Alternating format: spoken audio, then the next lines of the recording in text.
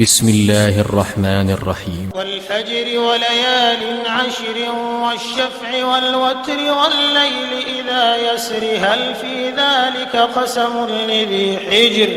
ألم تر كيف فعل ربك بعاد إرم ذات العماد التي لم يخلق مثلها في البلاد وثمود الذين جابوا الصخر بالواد وفرعون ذي الأوتاد الذين طغوا في البلاد فأكثروا فيها الفساد فصب عليهم ربك سوط عذاب إن ربك لبالمرصاد فأما الإنسان إذا ما ابتلاه ربه فأكرمه ونعمه فيقول ربي أكرمن وأما إذا ما ابتلاه فقدر عليه رزقه فيقول ربي أهانن كلا بل لا تكرمون اليتيم ولا تحاضون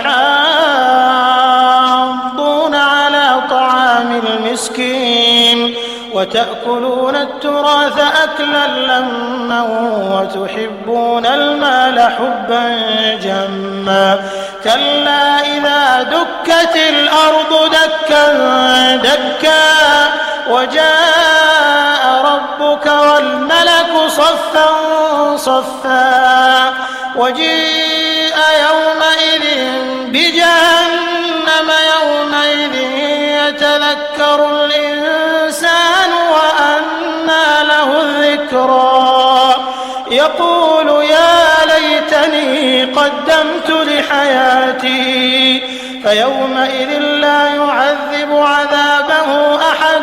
ولا يوثق وثاقه أحد يا أيتها النفس المطمئنة ارجعي إلى ربك راضية مرضية فادخلي في عبادي